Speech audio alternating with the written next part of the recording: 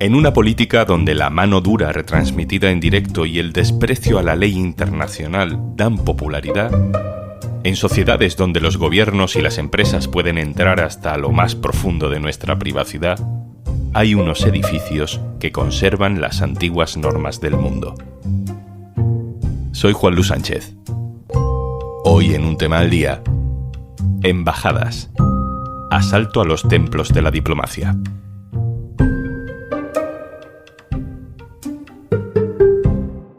Una cosa antes de empezar. Tenemos una súper oferta para ti. Disfruta de todos los contenidos de eldiario.es y Podimo por solo 3,25 € al mes. Tienes todos los detalles en eldiario.es/promo Podimo.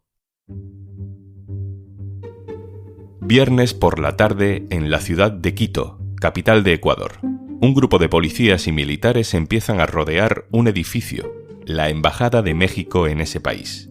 Cae la noche y un grupo especial de ese operativo, armados, empiezan a escalar los muros de la embajada. Entran por la fuerza. Buscan a un hombre llamado Jorge Glas, que fue vicepresidente del gobierno en Ecuador y que ha sido condenado por corrupción. Jorge Glas lleva desde diciembre refugiado en esa embajada mexicana en Ecuador. En la noche del asalto, la máxima autoridad de la embajada era un diplomático llamado Roberto Canseco. Me he golpeado contra el suelo y físicamente traté de impedir que entraran. ¿Cómo? Delincuentes allanaron la embajada de México en Ecuador. Esto no es posible. No puede ser. Es una locura. ¿Se lo llevaron al señor Glas? Entiendo que sí. A Roberto Canseco le oímos gritar en la calle, apoyado sobre una farola para que los periodistas puedan verle. Va en vaqueros y con una sudadera. Es el jefe de la delegación diplomática de México en Ecuador. Tiene una larga trayectoria como diplomático mexicano. En la embajada de Ecuador lleva más de 8 años. Canseco ya solo peina canas. Y sin embargo, su tono es de absoluta indignación. No hay rastro de contención diplomática. Merece la pena escuchar su diálogo con los periodistas. ¿Dado aviso ya a las autoridades en México? No me han dejado hacer nada. No puede ser. No puede ser. Esto no ha sucedido en los peores casos. ¿Cómo pasaron estos minutos? ¿Cómo vivió usted el ingreso? ¿Cómo fue todo esto? Si nos puede un poquito relatar. No supimos qué estaba pasando. Estábamos por salir. Y de repente nos encontramos con policías, con ladrones que entraron en la noche en la embajada. ¿Qué pasará ahora en adelante? ¿Qué acciones emprenderá México? No lo sé, pero esto es algo totalmente inaceptable. Físicamente, a riesgo de mi vida, defendí el honor y la soberanía de mi país. Esto no puede ser. Es increíble que haya sucedido algo así. Esto no puede ser, dice Canseco. Si habláramos de una operación policial en cualquier otro edificio de Quito, incluso si México dudara de la legitimidad de esa operación, probablemente no habría escándalo. Y lo de menos es quién sea o qué haya hecho o dejado de hacer Jorge Glas. Lo que saca al diplomático de su disciplina siempre correcta es que estamos hablando de una embajada. Son un lugar sagrado, seguro, la casilla del juego de mesa donde no te pueden hacer nada. Hoy queremos conocer un poco más a fondo en qué consiste este régimen tan especial que funciona, casi siempre, en las embajadas, con varios ejemplos. Lo hacemos con nuestros amigos de El Orden Mundial. Blas Moreno, codirector del Orden Mundial. Hola. ¿Qué tal, Juanlu?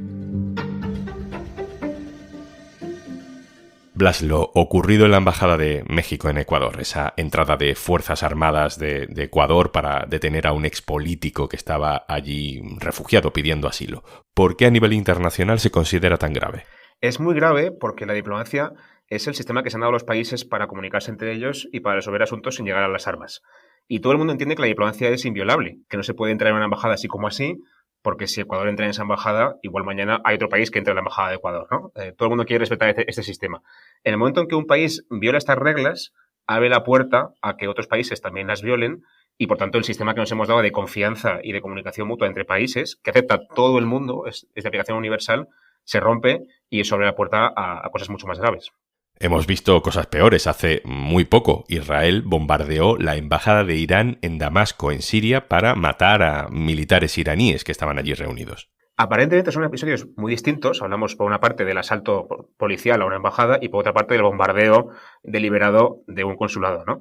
Pero el efecto sobre la ley diplomática es la misma. Es que un país tercero se atreve a atacar, a entrar, a violar la inmunidad diplomática de una localización diplomática, ¿no? De una embajada o de un consulado, y de nuevo lo que hace es poner en riesgo el sistema que nos hemos dado de protección diplomática. Parecen casos diferentes, pero en el fondo suponen lo mismo. Una pregunta muy básica, Blas, pero para entender un poco conceptualmente, ¿no? Porque es todo esto tan importante. ¿Qué es técnicamente una embajada? Bueno, es que técnicamente, Juanlu, una embajada y todos los locales, los edificios de la misión diplomática en un tercer país, así como sus miembros y por ejemplo, su equipaje, la famosa valija diplomática, son invulnerables, no se pueden tocar, son sacrosantos para el derecho internacional, y tanto es así que se consideran territorio del país dueño de la embajada. Es decir, que entrar, por ejemplo, en la embajada de México en Ecuador equivale casi como invadir territorio mexicano, ¿no? Al igual que atacar la embajada o el consulado iraní en Damasco equivale a atacar directamente a Irán.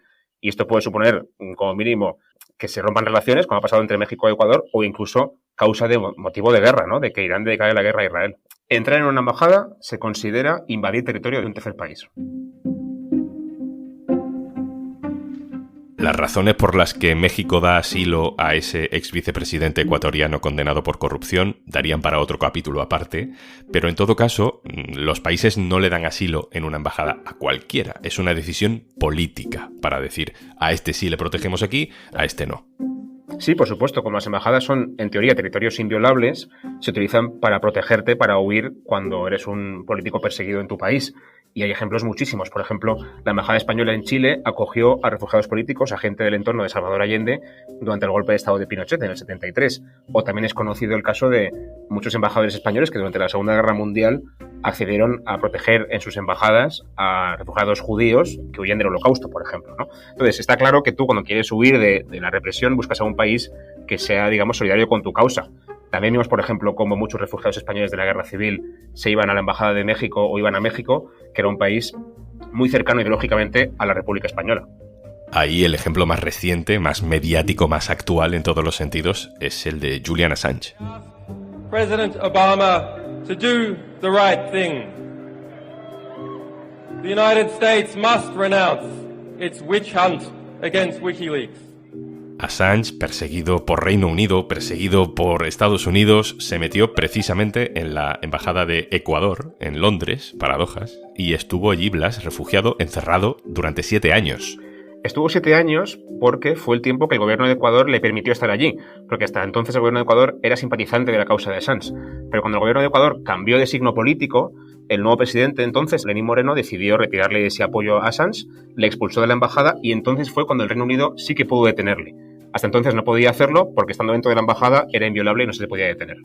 Cuando alguien entra a refugiarse en una embajada, no hay nada que el país que le persigue pueda hacer para obligarle a salir, al menos legalmente, porque esa embajada es inviolable y depende del país dueño de la embajada permitir la salida de esa persona o no. Mientras que Ecuador no quiso que Assange saliera de la embajada, él estuvo allí protegido y en el momento en que el gobierno cambió, también cambió su estatus. Aparte del embajador y de su equipo, en las embajadas hay personal administrativo para los diferentes trámites que se pueden hacer en una embajada. Seguro que hay espías camuflados como personal de oficina, pero en todo caso, Blas, todos tienen lo que se llama inmunidad diplomática. ¿Qué es eso? ¿Depende de cada país lo bien que haya que tratar a los diplomáticos extranjeros en tu territorio? La inmunidad diplomática internacional está establecida por un convenio internacional, el Convenio de Viena del 61, que es de los pocos convenios internacionales que tiene aplicación universal, que no hay ningún país, al menos ningún país importante, que se oponga porque todos lo aceptan como válido, ¿no? Es la norma básica. Esta inmunidad lo que implica es que todos los elementos que pertenecen a la misión diplomática, incluidos sus edificios, su personal, sus coches, también su equipaje, la valija diplomática, por ejemplo, tienen inmunidad. No pueden ser detenidos, por ejemplo, retenidos, requisados por parte del Estado anfitrión, por así decir. Y eso es lo que protege a la misión diplomática de cualquier intromisión de otro país.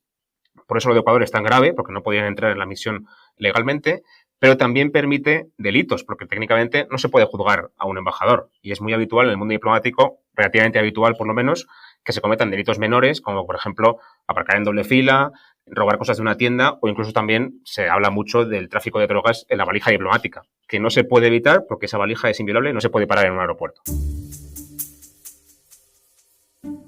Todo este sistema de privilegios, porque al final es lo que es, también deriva en excesos de todo tipo. Quizá el caso más extremo sea el asesinato en el consulado de Arabia Saudí en Estambul, en Turquía, del periodista Jamal Khashoggi. It is dangerous. It is dangerous for Saudi Arabia, for the region. Like as you described earlier, the tension in Lebanon. Khashoggi era un periodista saudí que había empezado a ser crítico con el príncipe heredero, con Mohammed bin Salman. Y el caso es que un día Jamal Khashoggi entra en ese consulado de su país en Turquía y ya no sale más. Lo descuartizaron. Blas, aquí estamos hablando directamente de un crimen planificado y premeditado. Fue un caso muy grave porque las autoridades saudíes atrajeron a Khashoggi hacia el consulado con algún pretexto administrativo, le secuestraron y le asesinaron allí mismo.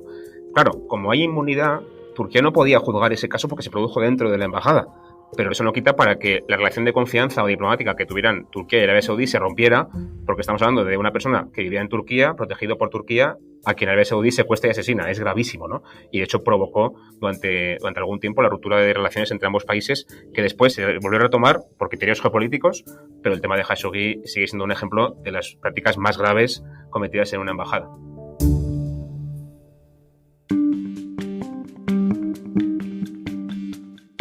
Sobre lo que me decías antes de que hay un estándar de lo que se puede y de lo que no se puede hacer con respecto a las embajadas, esa convención de Viena, Ecuador ha dicho que esa norma está obsoleta, que hay que revisar ese texto o acogerse a otro, porque así, con esas normas, no se puede luchar contra los nuevos crímenes o la delincuencia internacional moderna.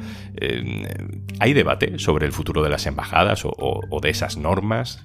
Ecuador quiere cambiar la Convención de Viena porque evidentemente le viene mal que en este caso alguien a quien el gobierno ecuatoriano quiere perseguir se haya podido refugiar en la Embajada de México.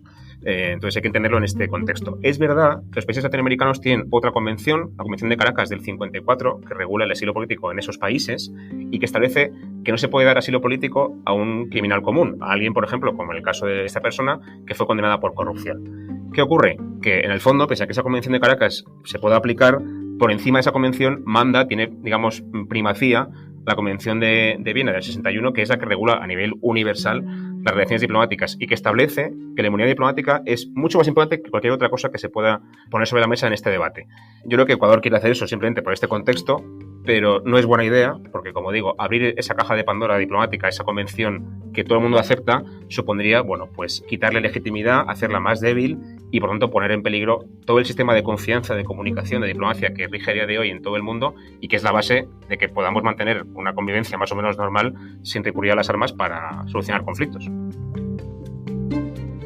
Blas Moreno, codirector del Orden Mundial, muchas gracias por esta lección resumida sobre embajadas. Un abrazo. Gracias a vosotros, un abrazo. Y antes de marcharnos... En Podimo te vamos a contar que los osos polares no son blancos, cómo arreglaban los piratas sus barcos y hasta dónde guardaban las obras de arte durante las guerras.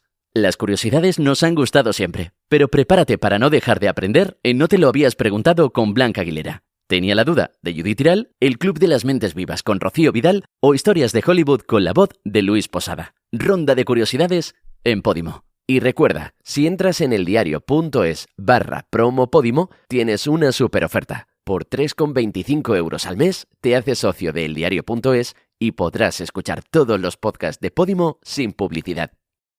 Esto es Un Tema al Día, el podcast del Diario.es. Si te gusta lo que hacemos, necesitamos tu apoyo. Hazte socio, hazte socia del Diario.es en eldiario.es/socio. El podcast lo producen Carmen Ibáñez, Marcos García Santonja e Izaskun Pérez. El montaje es de Pedro Nogales. Yo soy Juan Luis Sánchez. Mañana, otro tema.